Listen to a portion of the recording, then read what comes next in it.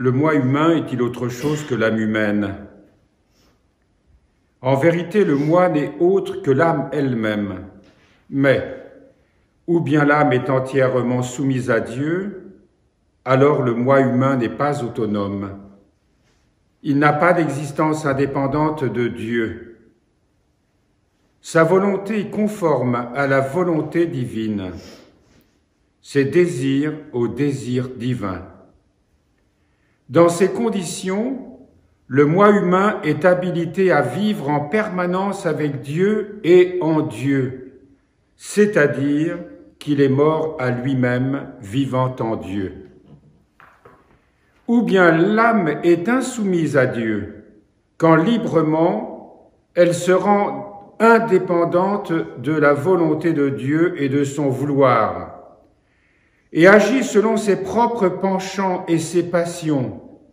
Alors le moi humain est vivant à lui-même et mort à Dieu.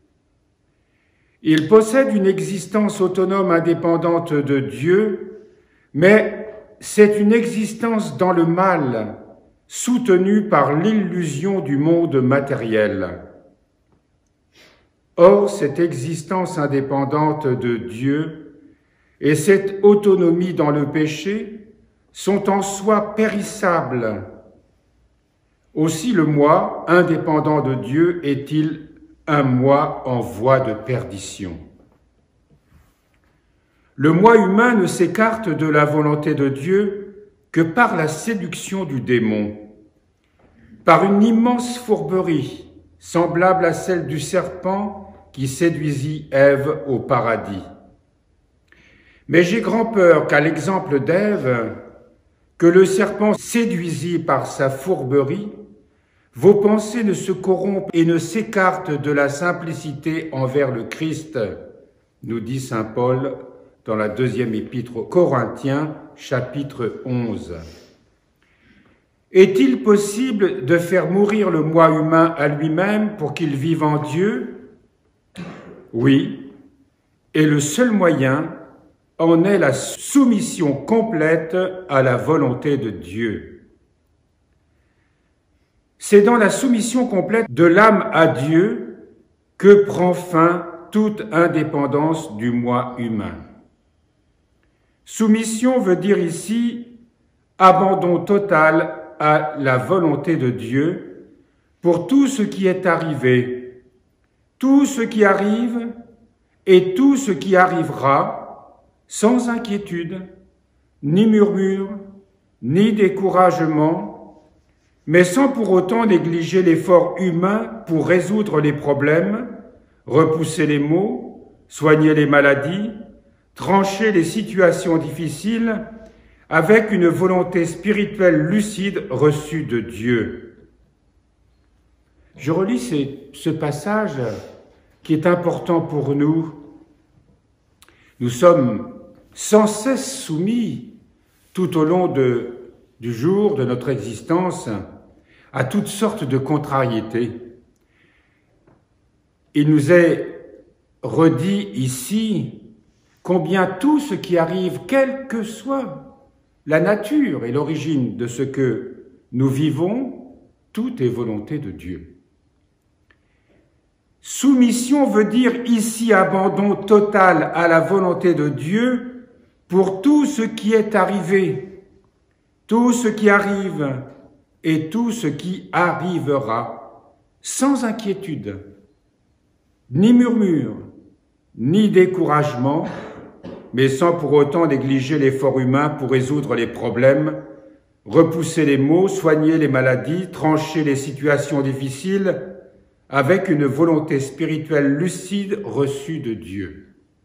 Ça veut dire évidemment que si, dans ces circonstances, on ne se tourne pas vers Dieu, eh bien nous n'aurons pas cette volonté spirituelle lucide, autrement dit le discernement, la force, le courage, et surtout avoir la certitude que ce que nous faisons correspond bien à la volonté de Dieu. Nous ne pouvons pas subir les maux de la vie, les difficultés de la vie, les épreuves de la vie, sans cette lucidité spirituelle.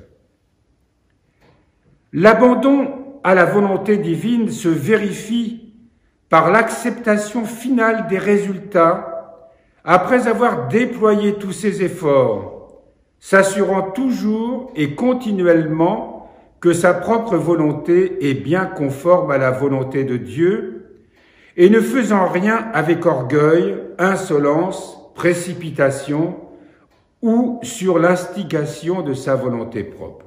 Autrement dit, lorsque nous sommes en face d'une situation difficile, cette situation souvent réclame des solutions.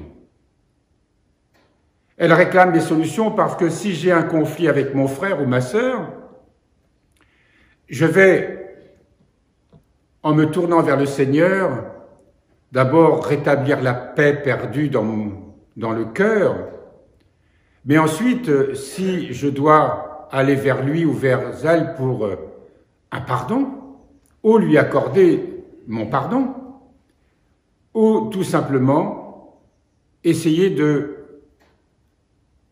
régler une situation qui a été mal comprise, mal vécue, mal gérée.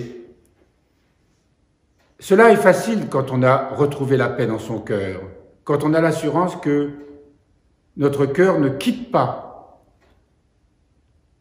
le regard vers le Seigneur. Si notre cœur n'est pas tourné vers le Seigneur, comme ce que nous entendons dans la liturgie quand nous récitons les paroles de la scène, quand il est dit « se tourna vers le Dieu Tout-Puissant, vers son Père, se tourna », eh bien notre cœur aussi se tourne vers le Seigneur. C'est en se tournant vers lui qu'il y a une union. Et même si cette union n'est pas vraiment ressentie comme quelque chose de sensible, de concret, il y a tout de même en nous la certitude que nous sommes tournés vers lui. Et ces certitudes, eh bien, c'est de maintenir la prière. Et celui qui prie souvent, celui qui tourne sans cesse son cœur vers le Seigneur, sait si son cœur est dans le Seigneur ou si son cœur est dans la dispersion. Comment se réalise la soumission du moi humain à Dieu alors que l'âme se libère et vive dans un abandon total à Dieu? Prends garde de ne pas t'appuyer sur ta propre sagesse et sur tes capacités, sur des bras humains pour n'importe quelle œuvre, de peur que ne se ferme ton esprit, que ne s'obscurcisse ta vision, que la grâce ne t'abandonne, et que tu risques de ne plus voir le chemin divin, de perdre la vérité, de tomber dans le piège de l'ennemi, et de devenir l'esclave de ton moi et des désirs des hommes. Malheur à ceux qui sont sages à leurs yeux et intelligents à leur propre sens, nous dit Isaïe au 5e chapitre. Garde-toi de te faire à l'idée que tu es quelque chose d'important, que sans toi les choses s'arrêteraient et les travaux s'interrompraient, et qu'alors ton moi apparaisse important à tes yeux. Sache que Dieu peut faire avec un autre bien mieux qu'avec toi, et qu'il peut rendre faibles les forts et forts les faibles, rendre ignorants les sages et sages les ignorants. Tout ce qui est bon et utile en toi est de Dieu et non de toi. Et si tu ne le confies et ne l'attribues à Dieu en ton fort intérieur, il te sera enlevé. Et si tu te flattes de ton intelligence ou de ta vertu, Dieu les abandonne et elles se transforment en corruption, ruine et malheur. Ce qui nous est dit ce matin, c'est que si nous avons la grâce d'avoir un talent, un charisme, un don quelconque, il ne peut venir de Dieu et non pas de nous-mêmes. Mais, comme on le dit bien dans le monde, il y a des gens qui ont du talent dans le monde. Et ils deviennent des idoles. On les appelle bien comme ça, n'est-ce pas? Ils deviennent des idoles. Alors évidemment, il y a les idoles du showbiz. Mais des idoles aussi parce que on s'attache à quelqu'un à cause des talents exceptionnels qui sont les siens. Mais si on ne voit pas l'Esprit de Dieu derrière, on s'attache à une idole. Et la personne elle-même se perd. Je vous ai déjà raconté ici quelqu'un qui avait vraiment un grand don de guérison.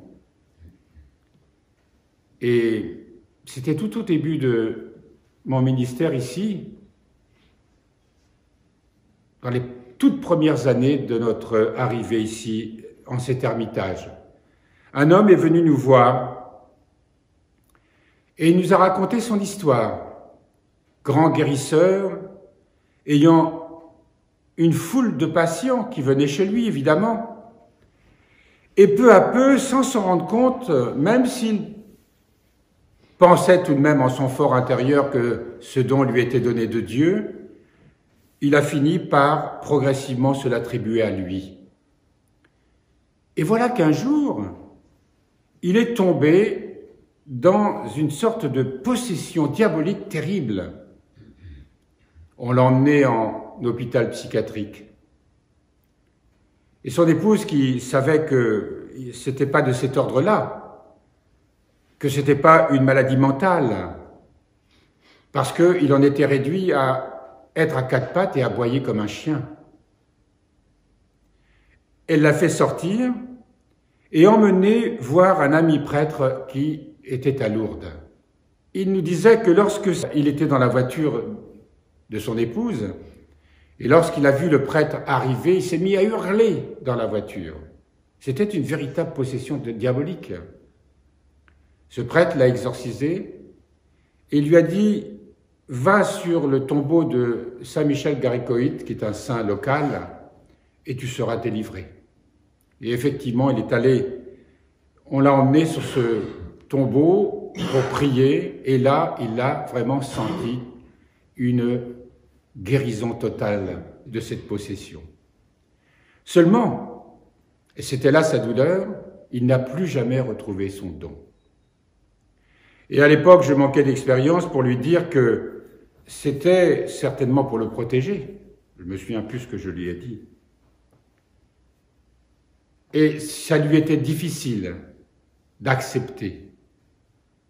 Il en était profondément marqué. Mais cet exemple, si vous voulez, c'est à toutes les échelles de notre vie. Nous pouvons le prendre à notre compte. Oui, le Seigneur nous donne des dons, qu'est-ce que nous en faisons? Il y a la beauté physique, il y a l'intelligence, la capacité intellectuelle, tel ou tel talent, telle ou telle façon qui nous distingue des autres et qui nous fait briller. Mais si nous utilisons ça pour notre gloire, il est évident que nous accaparons une richesse qui vient de Dieu, un bien qui vient de Dieu pour notre propre gloire, pour notre propre service. Alors que le Seigneur nous accorde les choses, quelles qu'elles soient, que pour servir, être serviteur de l'amour.